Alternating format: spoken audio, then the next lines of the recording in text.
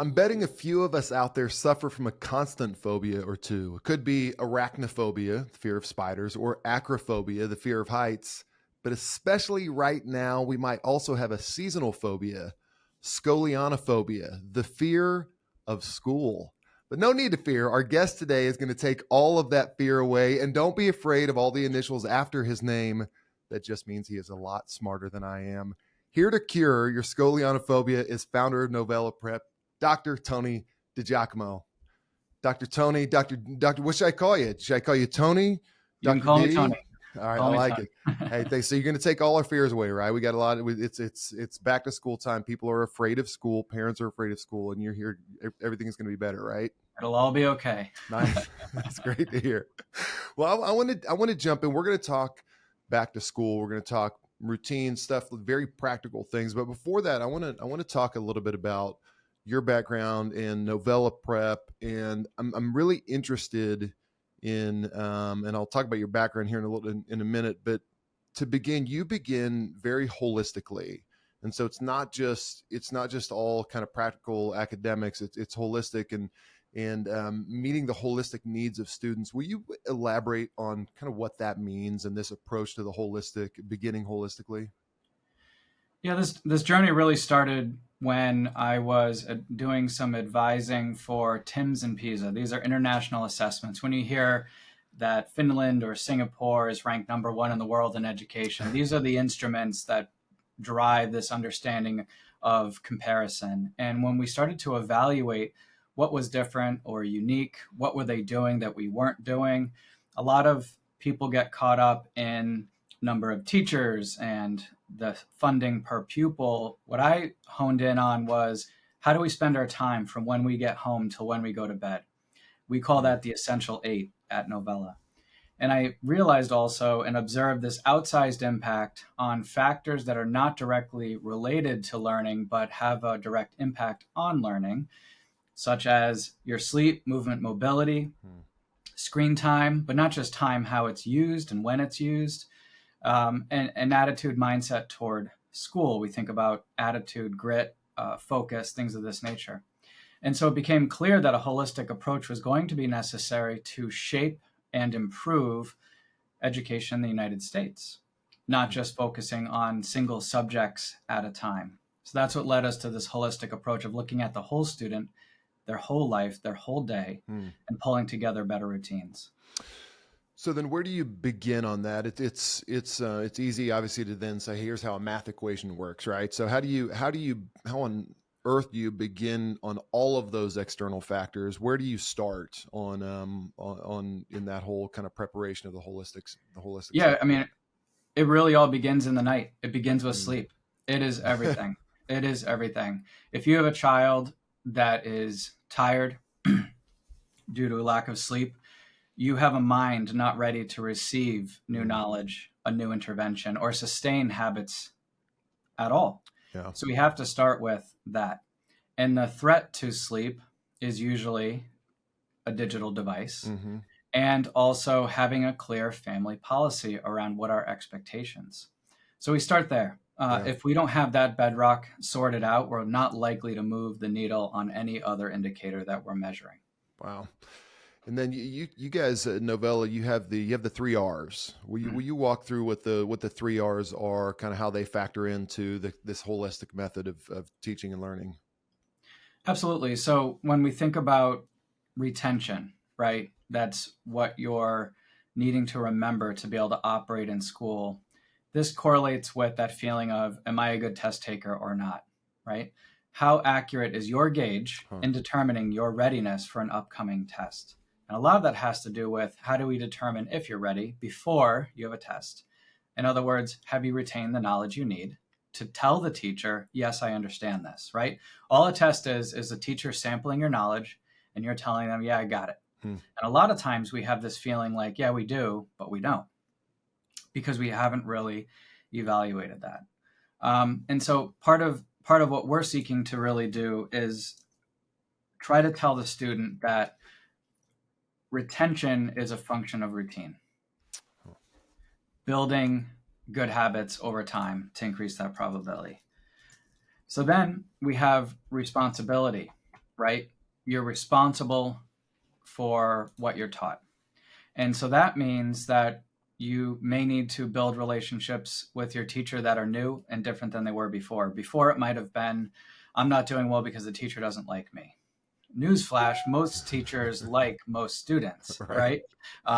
And that attitude and mindset comes from you are not engaging with them as a true self. You're engaging with them as a B student who's not feeling overly confident.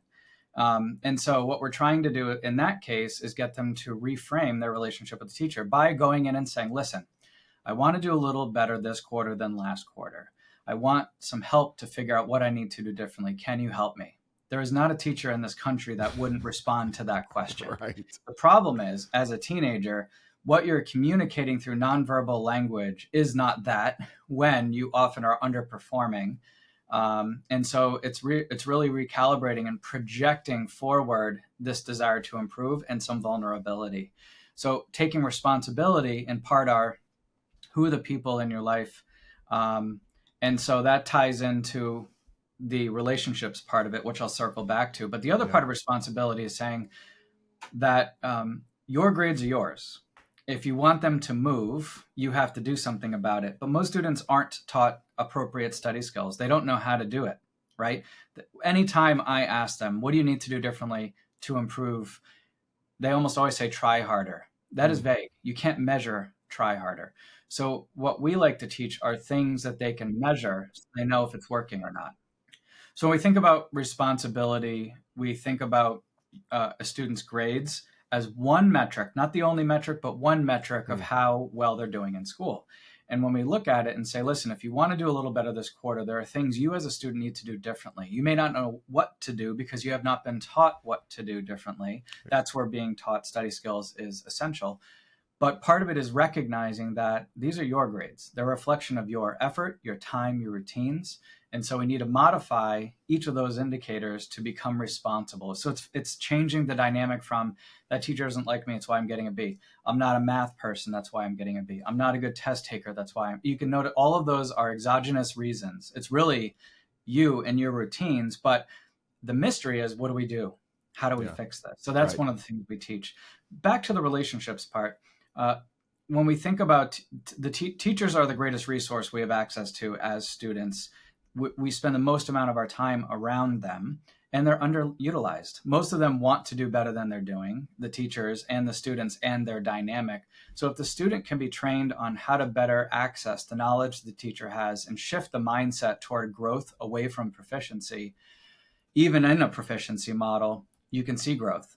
But teachers are all wired to worry about student stress. So they're not going to keep pushing for improved grades quarter over quarter. There is no school that we've had any exposure to in America that has a growth approach to quarterly over quarterly growth. And it's very bizarre. And it's because they're worried about student well-being. And they think by encouraging accountability and encouraging or aspiring toward higher levels of performance, we're going to stress the kid out. But what if we teach our way there? That's the question I like to ask. What if you teach the kid how to get there in a healthy way, and they do so more efficiently with more confidence? So that's how the 3 R's end up framing this discussion.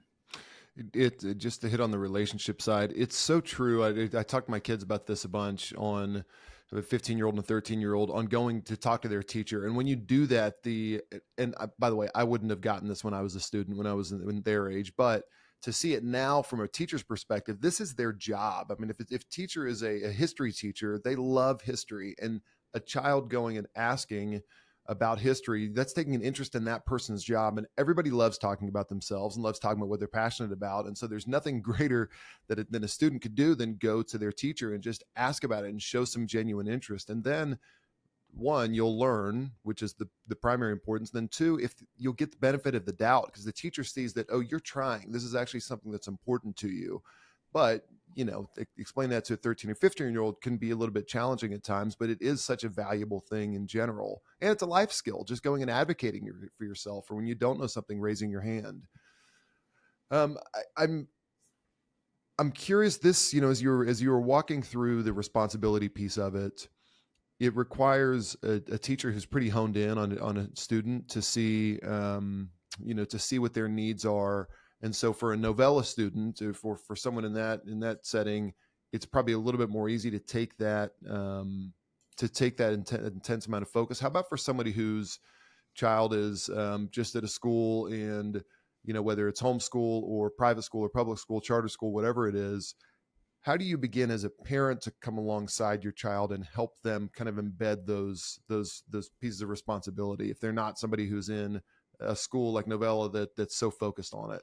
So as parents, one of the roles we have is recognizing, of course, that kids don't come with owner's manuals, right? And so we're not experts on all things. We have to become experts. We have to navigate as best we can. And we tell that to our families too. No matter on what timeline you seek out an intervention from any expert, you're doing the best you can with the knowledge you have. Yeah. But one of the things to recognize is there are certain pathways and tracks in the education system that you have to pay attention to that you may not be aware of.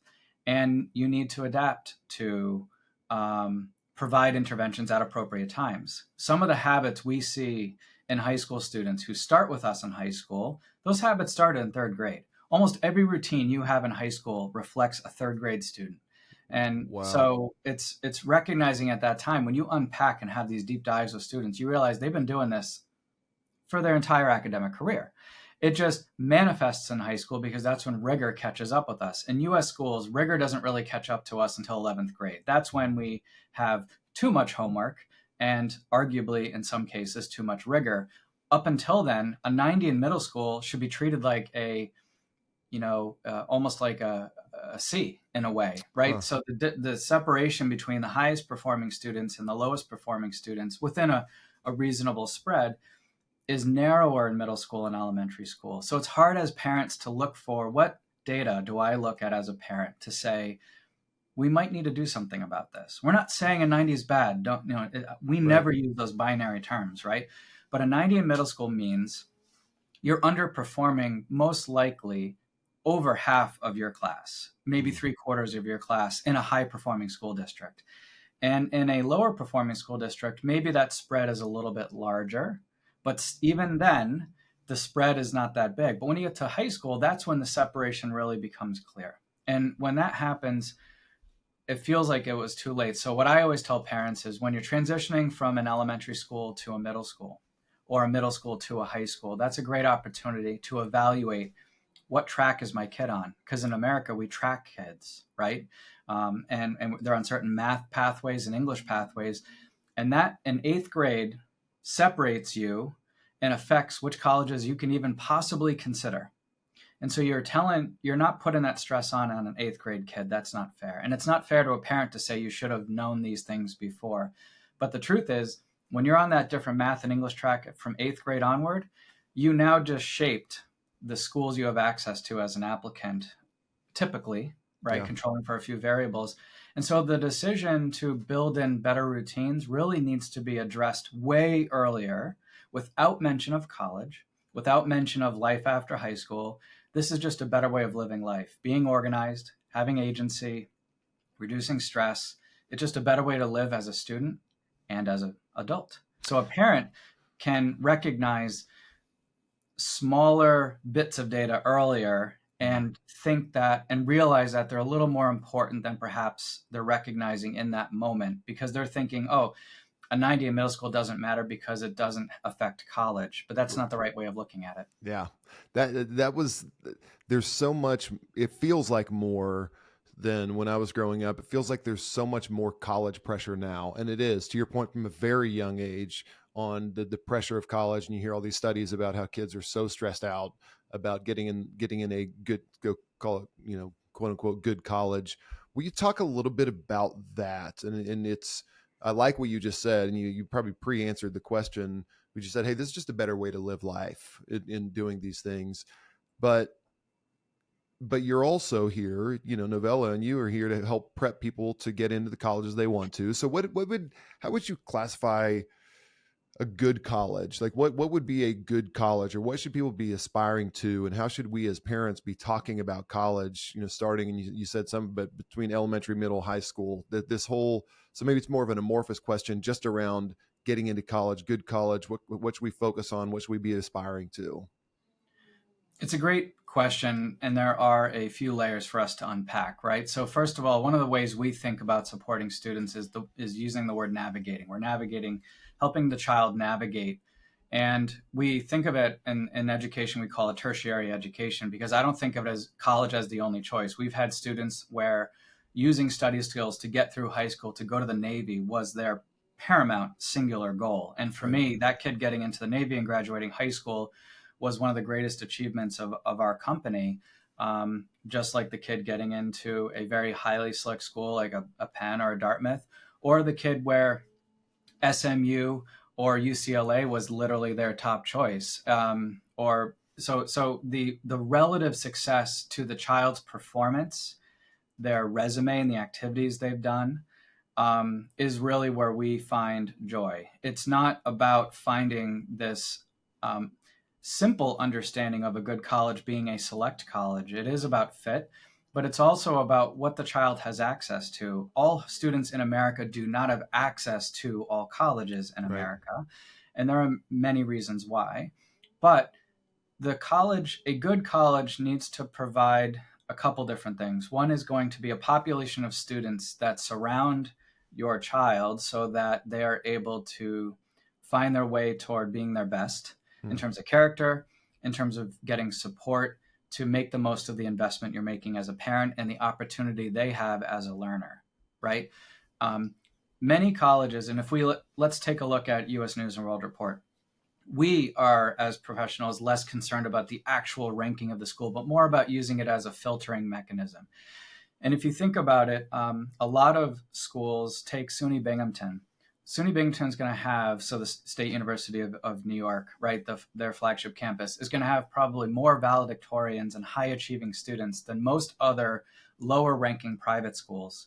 It's just kids who maybe didn't have the financial support to go to a private school or the desire to spend their $529 right away. Maybe they're saving it for grad school. And so you can be surrounded by a population of incredibly brilliant students who are really motivated. And faculty who are really well credentialed and prepared to train you. And so it's not like you're necessarily going to learn more from a school that is more select. One of the differences that selectivity offers is it's a social filter. We presume that a school that is very highly select, that person is smart, that we can trust their knowledge, right? And there are times when it's true, and there are times when it's not true. But the landscape of who's going to those schools is changing. So what we like to tell our families is when you're picking a list of schools, you're harvesting a crop that's been planted long ago, right? So what we're doing to help navigate is helping them understand the choices they've already made. If you're a college advisor and you're working with a senior and you just met them 6 months or a year ago, you're helping them organize and understand to navigate a really complicated, decentralized process that is very unfair to students. We're helping them get through that in a healthy way. Worry about things that matter. Don't worry about things that don't matter. But also recognize you've already made a bunch of choices. How many things you've done, what you've done, the alignment of your major with who you are as a person, and the choices of extracurriculars you've made, your academic achievement, your test scores. You've made a lot of choices already as a family and as a student. We're helping you understand that choice. It's almost like a bit of the Matrix a bit, right? Helping them understand choices they've made. Right. But there's also, they're teenagers. They're not going to double check that application materials were received. They're not going to engage schools necessarily. They don't know how to make sense of this really complicated mess on top of a stressful year that is a very public, social media focused enterprise. And so for us, it's about peacefully and helping them navigate through this, optimizing where it's possible, but just having in their voice, in their words, tell their story in a way that makes sense, and then appreciate whatever the school outcomes are, the best possible outcomes that were available to them. Yeah. And realizing that success in this world is more about what you do with your brain, your knowledge, and aligning who you are and your natural talents with skills and demonstrating those skills out in the world. That's more important than the name of the school. But we can't ignore that more select schools have a perceived value that helps you when you're getting plucked for interviews, right? Or internships. And so that exists, but you'll notice on our website and our whole enterprise, we don't celebrate selectivity. We celebrate alignment of who you are with what you're meant to do and helping connect those dots. And that also tends to lead to our more successful human. It is very interesting when I think my suspicion is you don't see a lot of people who would say, I think there's a perception people say like there's the right school and then there's everything else. Almost like, it's almost like the college is your soulmate or something like that. There's one college soulmate out there for you. But I think my guess is that few people would say I made the wrong choice. I bet you it's just a new experience for everybody because you can't experience both of them to determine which one was right, which one was wrong. You just have your own experience. And so it presents its own set of challenges. And, for me, I didn't go to an Ivy League school, but the school I did go to, it taught me very good social skills. It taught me a lot of great things. And then, as an entrepreneur, I was a little bit more scrappy. Whereas if, let's say you go to more of an Ivy League school, you kind of go down a little bit of a different path, maybe more of a traditional laid out path for you, which may or may not be good. Right. So to your point, which I really, really like, is you're finding what fits for who you are. And would you agree with that statement? Hey, it's not necessarily about the right or wrong. It's just your own experience. Yeah, there's definitely not one school that is the only school that's a right fit for you. And often students, when they're beginning the journey, their focus is on food and campus. They're not digging deep into faculty bios, right? And on internship conversions to employment, right? But those are the things that matter. You're possibly spending $320,000 on higher education. Wow. It's a very large investment / commitment, depending on how you want to look at it. And so it's really more about archetypes. That's how we like to tell students. You really shouldn't be applying to national universities. So, all the traditional universities that have research enterprises, right? Versus liberal arts colleges or technical schools. There are really three kinds of schools. The bigger filter is going to be geography more than anything else, right? Are we applying nationally or regionally?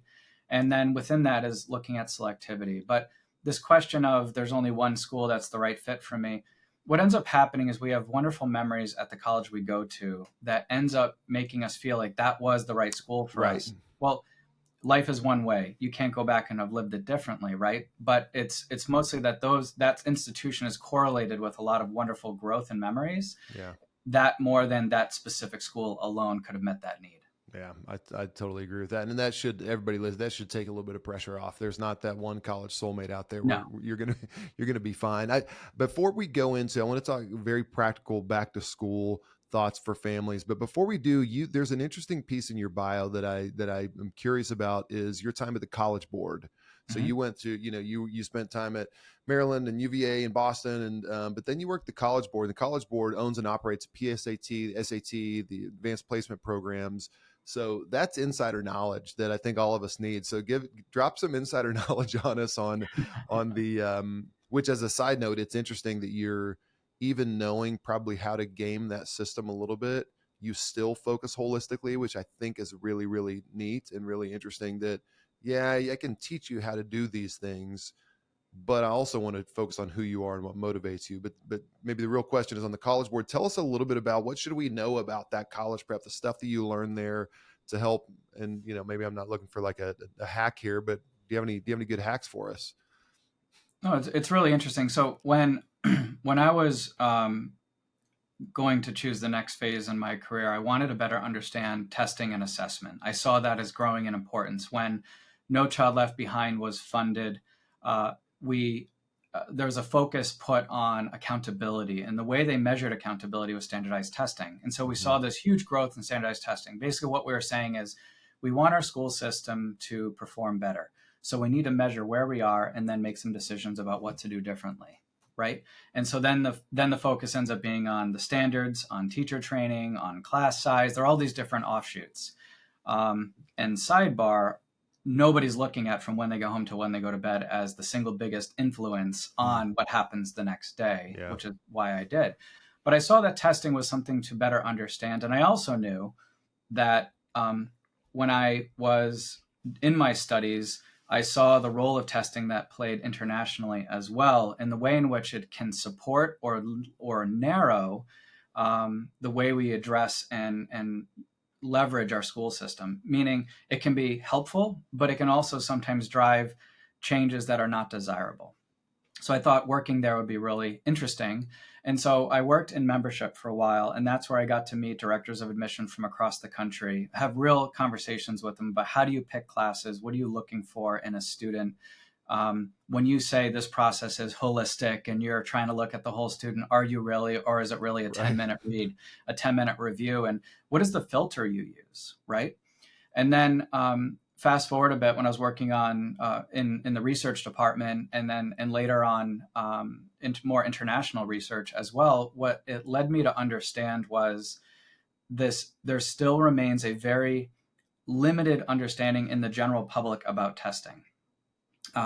There's an outsized influence put on testing hurting kids and not recognizing the opportunity that testing reveals, right? Oh. So some of these assessments you receive when you're in middle school or even elementary school, there are data points that I'm picking up on and my team are picking up on that we see tracks all the way through high school, later to the SAT itself, or ACT for that matter. And it's just that I don't think as parents we're trained on what to do. What do we do with these data points? And when we look at the SAT, it is literally built to predict college GPA. That's it. It's not a test of potential. It's not a test of intelligence. It's been changed so much from when it originally started that a lot of the biases and misconceptions about it are wildly untrue. So what I got to understand when I met the people who literally make the tests, I was friends with some of them. They're actually very fun people.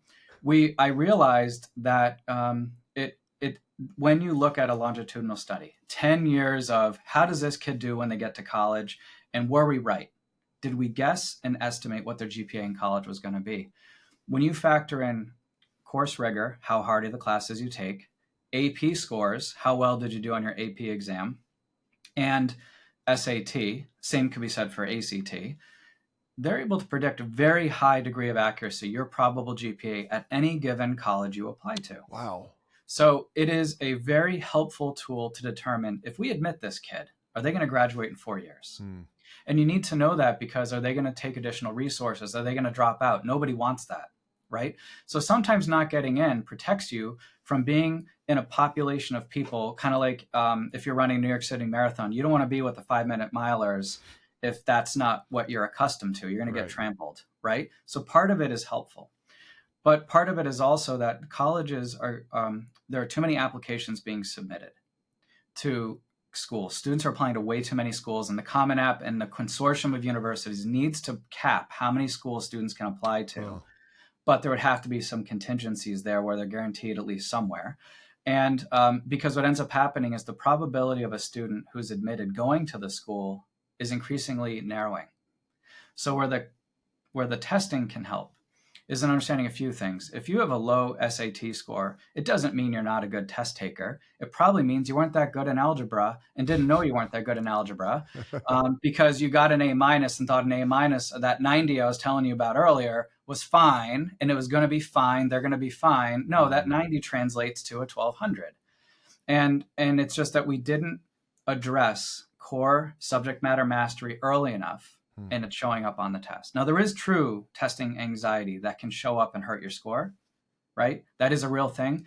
Most of the time, it's your skill level that it's revealing, and it's cold and it's harsh, and we don't want to admit it. But with that said, it also is interpreted by admission officers based on where you would go to school. So for lower income areas where they don't have access to test prep, the expectation of the score is different than a more affluent area that has access to test prep. So it's not being used unfairly in an inequitable way. It's being used relative and normed, that's a psychometric term, to the population where you're applying from. To game the system, one thing that I've learned is this. Admission officers are really good at reading through to the truth of an application. That's one of their greatest skills. And you can tell when you read an application if it's been manhandled by a parent with a bunch of adjectives that are not befitting a high school kid. And so the first thing we tell parents and the students, listen, the essay is going to be your words. We're not putting any words in your mouth, and nor should you. But it should be one of the best essays you've written that reveals who you are as an applicant, so they understand what they're choosing. From a score perspective, it's really helping them understand where they're at. But this idea of gaming the system, those days are over. Legacy's going away. And what it's reeling is a true system that is, on one hand, holding accountable actual performance, but also there is some unfairness because they're oversampling populations of kids that are getting in and some are being forgotten. And so where I think the testing can help is reveal the level of preparedness for college, but there are benefits, there are cons to it. It's complicated. What I would say is this: the higher you perform throughout your entire academic career, the more likely you're going to have higher test scores. The more you prepare for your AP exam by mastering the content over a longer period of time, the more likely you're going to perform better. So it's really boring advice. It's kind of like, you want to be in good cardio shape, do cardio workouts. Yeah, right. Yeah, it's so true. Yeah, which is, as with anything in life, right? There really aren't the shortcuts, and you do the things that you're already supposed to do, which is do well, so good, bad. One thing you said earlier, which I thought was really, really interesting, is your habits beginning in third grade or showing up in 11th grade. What's the foundation you're setting for yourself? Which actually leads me to a question related to parental involvement, and I think the level of parental involvement from elementary to middle to high school. Will you talk through kind of how maybe a general framework for parents as they're thinking how involved they need to be with their child, from kind of helping guide them to letting it become their own, so that transition from elementary to middle to high school? Teaching personal agency is one of the things I'm noticing generationally that needs to happen. When we advocate on behalf of our child, there are times when that's appropriate. There are times when it's more appropriate to teach the child to advocate on behalf of him or herself. That's one thing. Yep. I think as parents, we also need to try to understand in any given conversation that we're having with our child or with a teacher, how much of what you're seeking to optimize and what you're trying to understand is triggered by feelings you have as a parent, and how your child's performance reflects upon you, right? And what your value system is. So if you have let's go back to our friends in third grade. You got a third grade kid. So we think, all right, they've been in school all day, let them play all afternoon. They can do their homework later. It's only 15 minutes, right? What kind of habit is that kid going to have in high school, right? And so what we realize is, yes, they've been playing all day. Burn some energy on the playground for 15 minutes. Go home, get a drink, some water, a snack. Let's get our studies done. Maybe do a little extra practice on stuff we're shaky on. Now go play. And you've got hours to go play. Yeah. So it's saying we have to signal to the children what's important. The other is, in the US, the first thing we invest in as parents is typically not to help improve grades, because most grades are relatively high until high school. So what do we invest in? Sports. Right. And so I'm a big fan of sports. I'm a big fan of athletics, team building, and all of that. It's wonderful. I did it too. But it's recognizing if we put too much of an emphasis on sports and it starts to pull focus from learning, it's hard to narrow that gap later on. And if you want to be a recruited athlete for D1 or D3 sports, we've seen direct correlations between your academic achievement plus your performance on the field. So I think as parents, maintaining that balance of and prioritizing the schooling and looking for, how do I know if he or she is doing well relative to my expectations on a parent, for them to be ready now, next year, and in life. And if you don't know, there are people you can ask. And so I think that's important to realize. And the refrain of they'll be fine, it doesn't matter, it's elementary school, it catches up with you at some point. Yeah. And but I think having a healthy perspective is key. We're not doing this for college. We're doing this for life, right? Even college planning, we're helping connect you from where you are to that next step in your life. But it's really teaching you things that are going to be helpful in college and beyond, if you do it right? Yeah. It's not about the application. It's not about the college. It's about you. Yeah. And so for the parent, I think, don't have conversations about your child's academic achievement late at night when you're tired and feeling triggered, right? Gather information, reflect and think and plan. But then you ask yourself, if my advice as a parent is not changing the behavior or the outcomes of my child, ask for help. Yeah, that's really, really good. I want to talk back to school. We're in the, when this comes out, it'll be around Labor Day, a little after Labor Day. So people are back to school. And so very practically, I want to talk through some of these, and you've been in education for 20 plus years. What are you seeing as these keys that families should be focusing on, the most important things for back to school, that people, even as they're listening today, could begin to implement this now and set this framework to have a successful school year? It's a great question to figure out how to get ready for back to school. When earlier we spoke about the importance of sleep. Obviously, that's really important. Routine is really important. So students are going from a summer routine to a fall routine, having conversation with what we expect that to look like. How are we going to enforce it? What are the consequences of not following it, right? A lot of parents, if you're having the same conversation over and over again, your intervention approach is failing. You need a different intervention approach, right? You shouldn't be having the same conversation every day with somebody. And so about changing a behavior.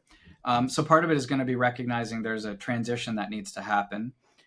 We also want to have goals. As humans, we need goals to strive toward, right? When you're hungry, you needed to go find food and we needed to go search for it. You were motivated to get that food because you were hungry. And so if you get a B in a class and you still get to go do that fun thing, have access to your phone and get to see your friends, nothing in your life is changing causally because of that B.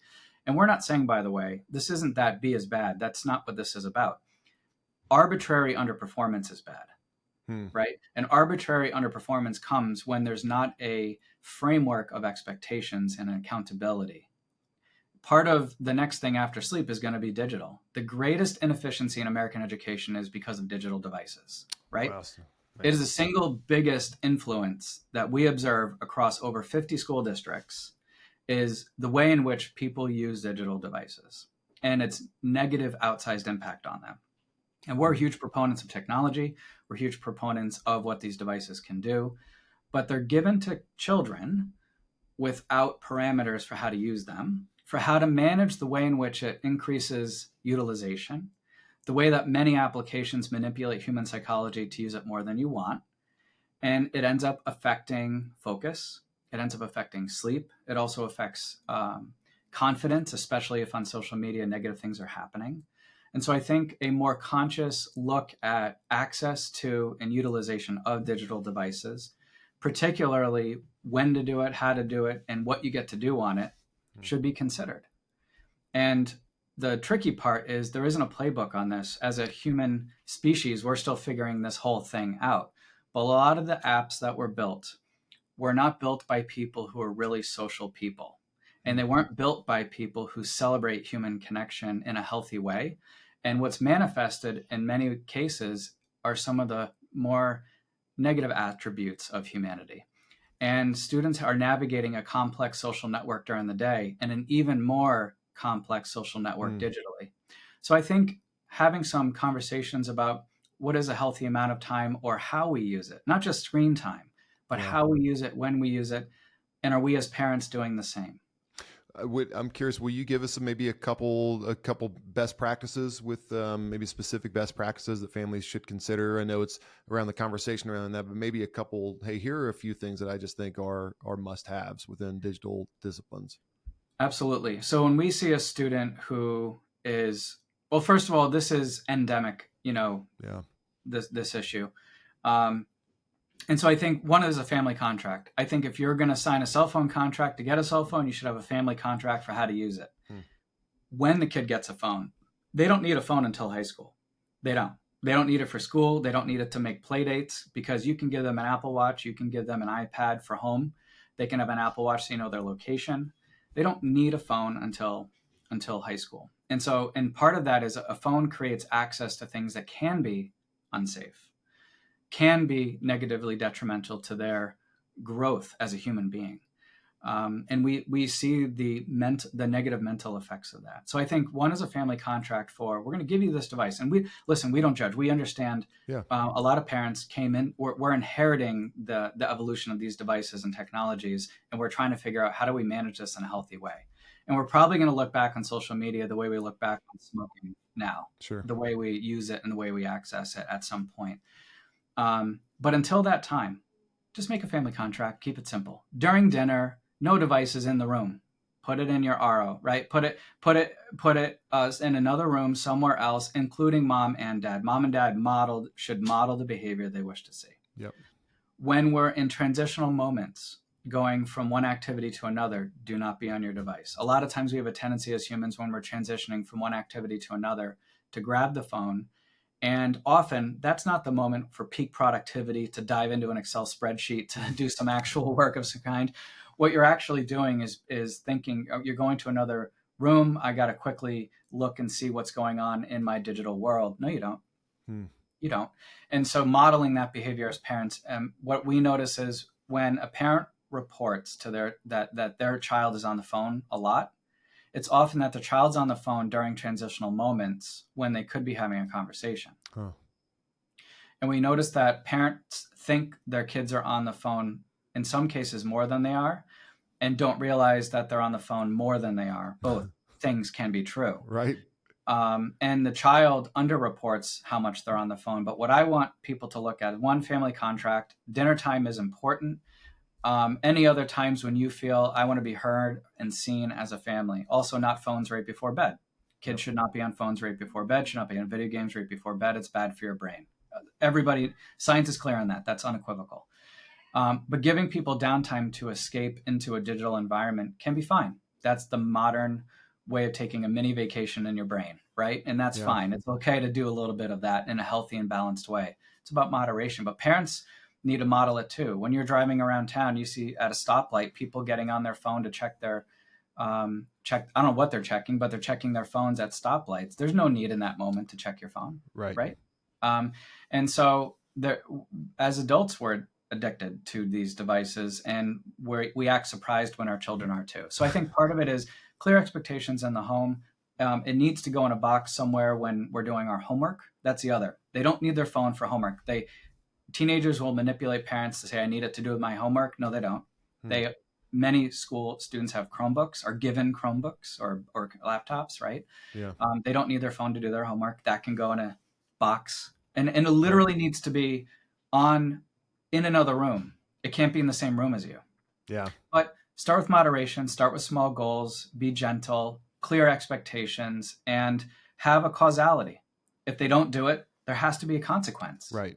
You lose it for 24 hours, not a week, not a month. You lose it. 24 hours is the most painful thing you can do for a teenager and their digital device. Not a month, they'll freeze you out and they'll wait it out, right? But a day, when it's tantalizingly close, can be more painful. And consequences are such a good thing, because consequences, or maybe call it punishments. Punishments are to keep you from a greater future consequence, right? And you give something, because if you do this, if you continue on this pattern of behavior with your phone, that's just going to cause you more harm in the future. So it's a slap on the wrist to avoid a punch in the face later, right? It's that small thing to avoid something greater later. Yeah, and we try to tell students this isn't. We use the word consequence because if you don't feel any consequence, like if you're standing on a precipice, right? If the risk of falling and getting hurt wasn't there, we wouldn't be scared, right?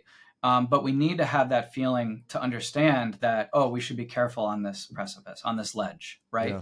Yeah. When you get a B+ in algebra, right?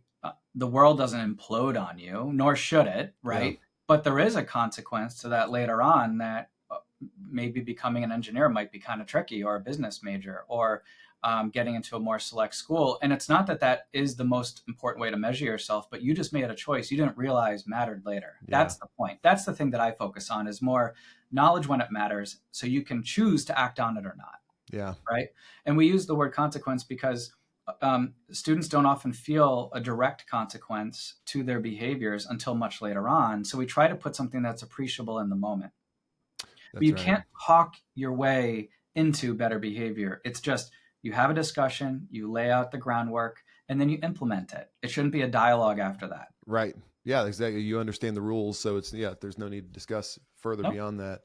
What's one, I know we're getting to the end of your time here, so I want to be respectful of that, but what's one other kind of back to school practical? We've talked sleep, we've talked digital. What's one other thing, one or two other things that people could focus on in back to school and practical routines?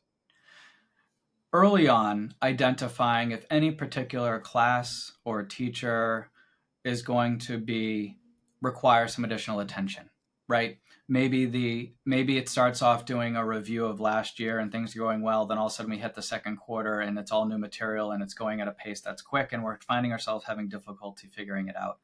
What we've noticed is typically students are not good at determining why they're underperforming, and they don't know what to do about it. So when we have a conversation with them, you're so bright if you only tried harder, or why don't you go see your teacher, or let's throw a math tutor at them, we're putting a Band-Aid on the problem. The problem is teaching them how to figure out what do you know and what do you not know. And math is very easy to figure out, right? Yeah. English can be more complex, but even there, the routines for how you draft and write essays, your understandings of grammar, you can figure all of this out. History, asking one question, how could this event have gone differently, can open the door to figuring out what you know or don't know about whatever you're studying. And so we go back to routine. So if a student is struggling, it's understanding that how they're approaching their subject needs to change. And it can't just be fixed by going on Khan Academy. Khan Academy is a powerful tool when used right. In fact, it's one of the first important interventions, and it should be used more often by more students, but it has to be used in the right way. What am I not understanding and why, and what should I do about it? So having a parent help figure that part out for the kid so that it's not another year of whatever grade or a flat performance where the student says, no matter what I do, I don't see a resulting change. And so I'm not going to try harder anymore. And then they start to form an identity that I'm not a good math person or I'm not a good English person. But it's really, no, your routine wasn't helping you grow. It's that simple. Here's what I like about all three of those is I think that as a parent, and again, with a middle schooler and a high school, it feels like a very big thing. I don't know what the heck to do. It feels like a very big thing, but what you just laid out was make sure your kids are getting good sleep. Make sure that your kids have proper boundaries, a proper relationship with their phone for the times that they need it and they don't. And then the third one is effectively being engaged with your child. And I imagine that with both my kids, just saying, hey, tell me about your teachers. Anyone you think you may have some challenges with? They're 2 weeks into school so far, or hey, is there one? It seems like this is going to be tough. And just staying on that. It's a 5-minute discussion a night, right? It's not a huge giant that we think it is. I think it's much more approachable than we might imagine. Incremental small changes, creating a healthy lifestyle. If your kid's disappearing to the room for 5 hours, they're not studying all 5 hours. They might feel like they are, but they're not. Yeah. And just making small changes and be patient, but put their values on the right things, give them healthy boundaries, and have reasonable expectations. Tony, this is so helpful. People will want to learn more, maybe how Novella Prep can come alongside them. Will you tell us a little bit about how people can learn more about Novella, learn more about you, and then how Novella could come alongside them? Absolutely. So first of all, go to our website, novellaprep.com, 2 L's, and more information there. You can do a free consultation request if you so desire. We help students from as young as 3rd grade through and including college. We help all kinds of learners, neurodivergent learners. We help students who are simply underperforming, or even high achieving students who are maybe inefficient or perhaps stressed out about how hard everything is, and helping figure it all out. And yeah, sure, we got kids going to Ivy League schools all the time. We've got kids who are hitting their reach schools. We have kids who college is a bit of a question. Yeah. And it's really just helping figure out who you are, what do you want to do, and why. If we can answer those questions, you're more likely to find success. I love that. Tony, thank you so much for your time, your wisdom. Appreciate it. Everybody will go to novellaprep.com. We'll put that in the show notes as well. But very, very grateful for your time and what you're doing, Tony. Thank you. Thank you. I appreciate it.